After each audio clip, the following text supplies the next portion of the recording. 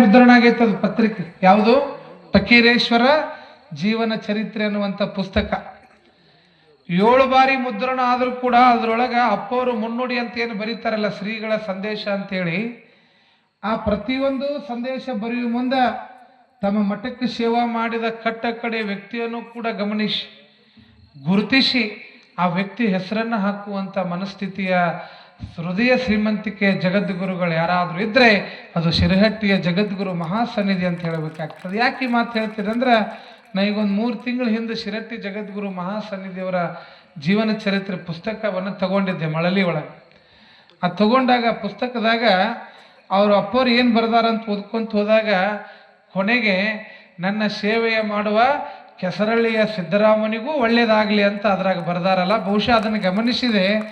ಎಲ್ಲಿ ಕೆಸರಳ್ಳಿ ಎಲ್ಲಿ ಶಿರಹಟ್ಟಿ ಒಬ್ಬ ಸೇವಾ ಮಾಡೋ ಸೇವಕನ ಹೆಸರನ್ನು ಕೂಡ ನೆನಪಿಟ್ಟುಕೊಂಡು ಒಂದು ಪುಸ್ತಕದಾಗ ಬರೆಸ್ತಾರ, ಅದನ್ನು ಮುದ್ರಿಸ್ತಾರ. ನಾ ಹೋದ ಮೇಲೂ ಕೂಡ ಪುಸ್ತಕದೊಳಗೆ ನನ್ನ ಭಕ್ತನ ಹೆಸರು ಅಜರಾಮರ ಉಳಿಲಿ ಅನ್ನುವಂಥ ಮನಸ್ಥಿತಿಯ ಮಾತೃ ಸ್ವರೂಪಿಗಳು ಯಾರಾದರೂ ಇದ್ದರೆ ಅದು ಶಿರಹಟ್ಟಿಯ ಜಗದ್ಗುರು ಮಹಾಸನ್ನಿಧಿಗಳಂತ ಹೇಳಬೇಕಾಗ್ತದೆ.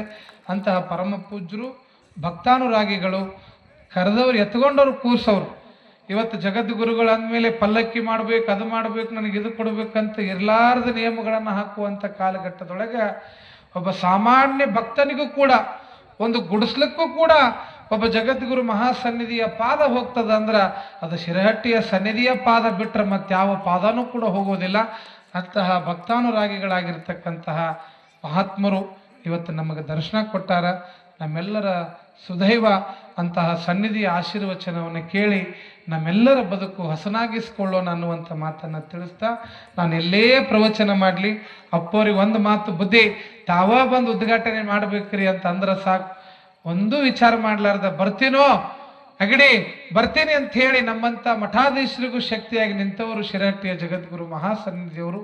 ಅಂತಹ ಸನ್ನಿಧಿಯ ಆಶೀರ್ವಚನವನ್ನು ಕೇಳಿ ನಮ್ಮ ಬದುಕನ್ನು ಸಾರ್ಥಕ ಮಾಡಿಕೊಳ್ಳೋಣ ಅನ್ನುವಂಥ ಮಾತನ್ನು ತಿಳಿಸ್ತಾ ನನ್ನ ಇವತ್ತಿನ ಸೇವೆಗೆ ಮಂಗಲ ಕೋರ್ತೇನೆ. ಎಲ್ಲರಿಗೂ ಶುಭವಾಗಲಿ. ಶರಣು ಶರಣಾರ್ಥಿ.